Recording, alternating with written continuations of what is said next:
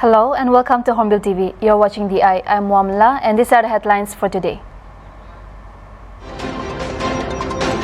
The Dimapur Sumi Students Union and the Western Sumi Students Union have demanded actions against a person said to be the principal of a school in Dimapur who is accused of molesting a 4-year-old girl child. Resident doctors across Delhi and several other cities on Tuesday started one-day black ribbon protest against Yoga Guru Ramdev for his comments on allopathy.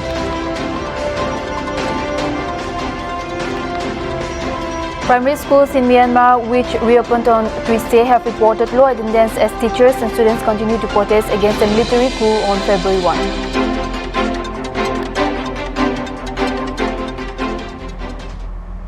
Now news in details. The Dimapur Sumi Students Union and the Western Sumi Students Union have demanded action against a person said to be the principal of a school in Dimapur who is accused of molesting a 4-year-old child.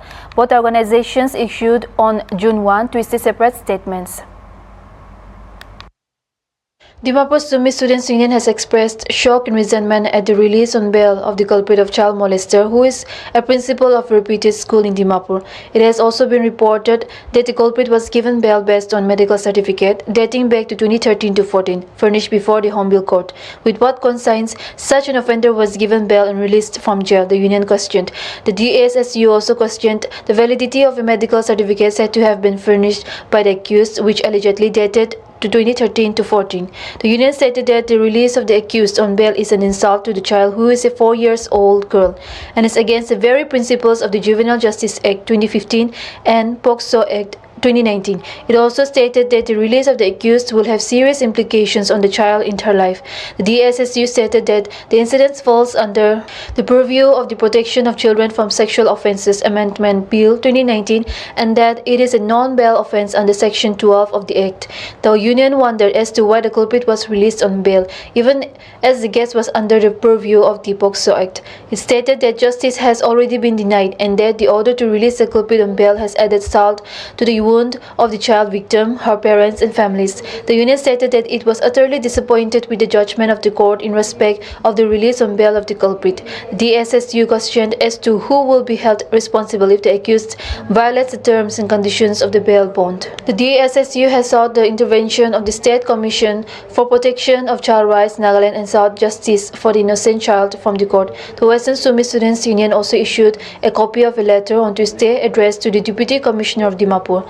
WSSU set a number of demands to the administration to fulfill. Failing to do so will force the students on the streets, the union warned. The union has demanded setting up an inquiry committee and issuance of a non-bail warrant under Section 304 of the Indian Penal Code. When contacted, the lawyer of the accused person refused to comment on the matter. District Administration and health authorities of Peran District conducted random sampling and testing for COVID-19 on June 1 in Peran Town. Updates from Peran District stated that the event was in pursuance of a government advisory. In collaboration with the District Administration of Peran, staffs of District Hospital of Peran, with police personnel for security, the authorities conducted random sampling and testing to screen for COVID-19 on June 1 in Peran Town. The update stated a total of 29 samples were collected from shopkeepers and travelers. It was informed. The medical team reported that all the samples tested negative. The Muslim Council of Dimapur issued a press release on June 1 Tuesday stating that the council has formed a group called Al-Vida Volunteers. The basic purpose for the formation of this group is to help any needy person who requires help for burial or cremation of a deceased person who died due to COVID, either at hospital or from home. The council stated their service will extend to people of all communities, be it Christians, Hindus or Muslims, the council stated. The council has requested the District Task Force for COVID, the medical superintendent, civil hospital and the directors of all COVID care hospitals and non-governmental organizations to inform if the services of the Al-Vida volunteers are required by any family or individuals for performing the last rites of their loved ones. The council's press release stated they may inform these persons for the stated services. Rashid Ahmed at 700-520-3887 and Altaf Hussain at 700-55-06019, the press release stated. Resident doctors across Delhi and several other cities on Tuesday started one-day black ribbon protest against Yoga Guru Ramdev for his comments on allopathy.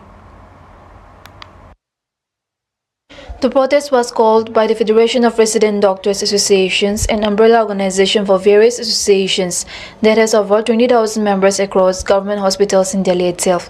The doctor will continue their routine work, wearing a black ribbon to register their protest, and services will not be hampered at any of the hospitals.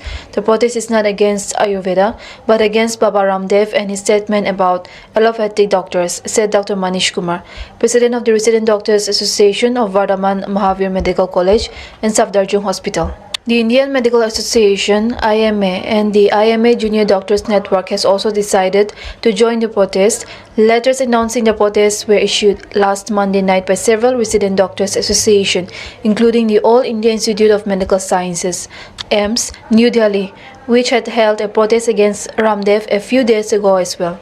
Others too have issued letters, including Sanjay Gandhi Hospital, ESI Hospital, Maulana Azad Medical College, Lady Hardinge Medical College, Dr. Ram Manohar Lohia Hospital, Safdarjung Hospital, Baba Sahib Ambedkar Hospital, AIIMS, Rishikesh, IMA Rajasthan, Maharashtra State Association of Resident Doctors, and Karnataka Association of Resident Doctors.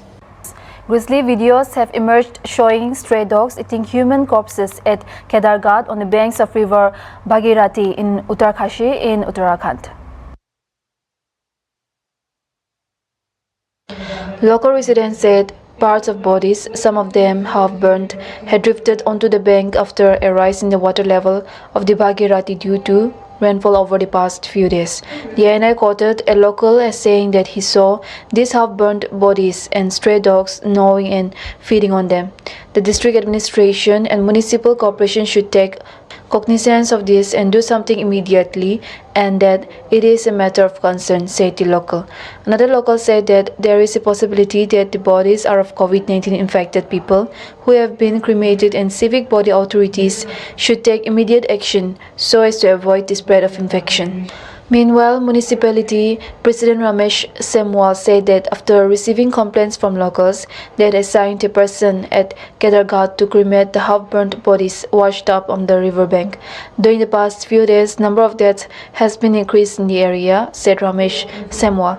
He said to have come to know that bodies are not burnt properly, so he directed the administration to arrange at Kedarghat for the cremation of half-burnt bodies, said Semwal. Previously, there have been incidents reported from Uttar Pradesh and Bihar where large number of bodies were found floating in the river Ganga. Authorities believe that the relatives of those people who succumbed to the COVID-19 virus may not have been able to find space or afford the last rites. The center had last month directed authorities in this state to prevent the disposal of bodies in the river. Meanwhile, Uttarakhand on Monday reported 1,156 fresh cases of COVID-19, taking the overall tally to 3,29,484. The state's COVID-19 toll reached 6,452. New Delhi, a video of a 6-year-old girl from Jammu and Kashmir in which she can be seen complaining to Prime Minister Narendra Modi about the heavy load of homework she and her classmates endure, has gone viral on social media. The video had 505.7k views at the time of publishing. Explaining how she has to attend classes from 10 a.m. to 2 p.m. every day, she asks in Hindi the video why young children like her were being given so much homework. As the video garnered views, the official handle of Jammu and Kashmir Lieutenant Governor Manoj Sinha tweeted a response, ordering a change in policy. Very adorable complaint, the tweet stated. He said to have directed the school education department to come out with a policy within 48 hours to lighten the burden of homework on school kids. Childhood innocence is a gift of God, and the days should be lively, full of joy and bliss, the tweet read. Defense Research and Development Organizations (DRDO) on Tuesday said that the anti-COVID drug 2DG is approved for emergency use as an adjunct therapy to the standard of care in the treatment of coronavirus patients in hospital settings. The DRDO said that anti-COVID drug 2-DG can now be given to COVID-19 patients under the care and prescription of doctors. DRDO also issued some important guidelines with regard to its anti-COVID-19 drug. Ideally, 2-DG should be prescribed as early as possible by doctors for moderate to severe COVID patients for a maximum duration of up to 10 days, it said. DRDO further said that uncontrolled diabetes, severe cardiac problems, ARDS, severe hepatic and renal impairment patients have not been studied yet with 2-DG, and hence caution should be exercised. The 2-DG should not be given to pregnant and lactating women and patients below 18 years. The first page of DRDO's anti-COVID-19 drug was released on May 17 by Defense Minister Rajnath Singh and Health Minister Dr. Harsh Vardhan, after the Drugs Controller General of India permitted the emergency use authorization of 2-deoxydi-glucose antiviral drug as an adjunct therapy for moderate to severe coronavirus patients. In April the previous year, when the pandemic broke out, scientists of the Institute of Nuclear Medicine and Allied Sciences, INMAS, a lab of DRDO, conducted laboratory experiments with the help of the Center of Cellular and Molecular Biology, CCMB, Hyderabad, in collaboration with DRL, and found that this molecule works effectively against the SARS-CoV-2 virus and inhibits viral growth.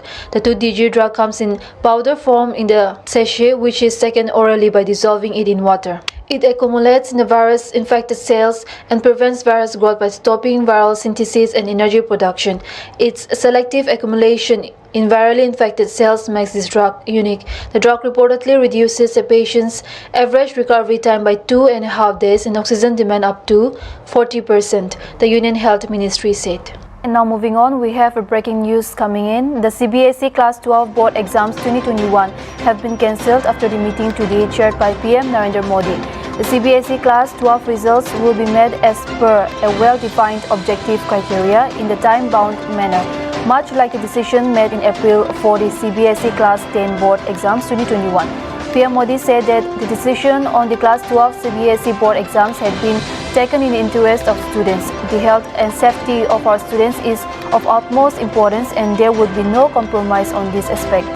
PM Modi said that the anxiety among students, parents and teachers due to the possibility of the CBSE board exams must be put to an end.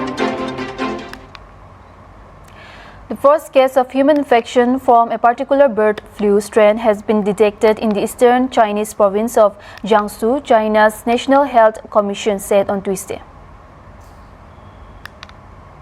In a statement on its website, the NHC has confirmed the case of human infection with the H10N3 strain.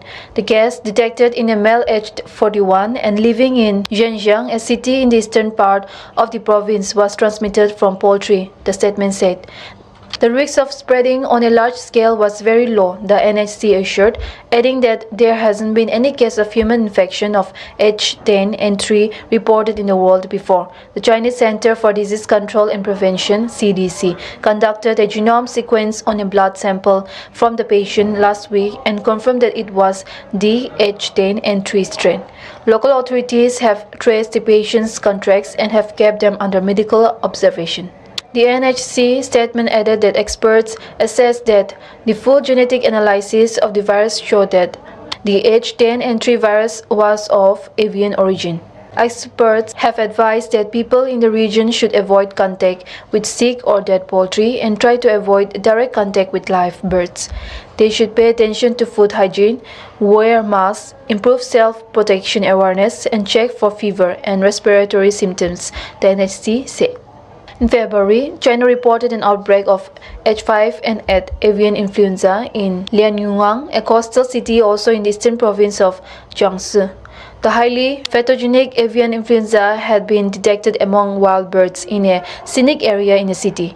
H5N8 is a subtype of the influenza A virus, also known as the bird flu virus, and while H5N8 only presents a low risk to humans, it is highly lethal to wild birds and poultry, the news agency Xinhua reported on the outbreak. In April, a highly pathogenic H5N6 avian flu was found in wild birds in Shenyang, a city in northeast China's Liaoning province.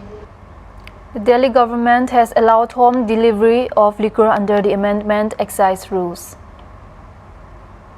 The Delhi Excise Amendment Rules 2021, notified on Monday, allow license holders to deliver liquor booked through an app or a website at the doorstep of the buyers. The rules also permit the holders of the necessary license to serve liquor in open spaces such as terraces, the country yards of clubs, bars and restaurants.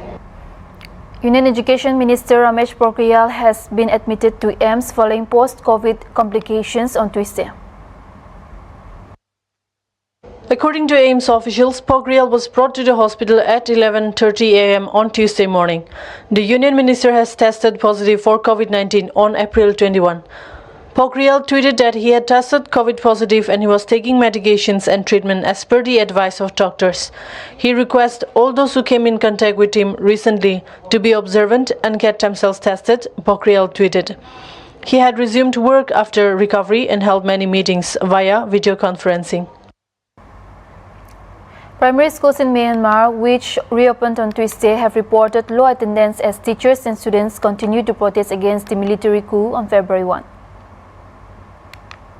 As the junta braces for a potential bomb attacks for schools, many students across the nation have said they will boycott classes to protest what they call military slave education, reported Nikkei Asia. Students returning to primary school for the first time in a year are showing up in their street clothes, which likely reflects fears of recrimination amid a boycott movement, reported Nikkei Asia. At one school in Yangon, around 50 students went inside to attend classes, far fewer than usual, a street vendor said, and 20 of them were wearing plain clothes. So it seems they will change into the uniforms later, he said. Earlier this month, Korean News reported that some 10,000 teachers and others engaged in education, which account for 60% of the total, are refusing to go back, according to Teachers Union in the country. According to a Myanmar Teachers Federation source, nearly 150,000 teachers from universities and schools have been suspended for refusing to work under military rule.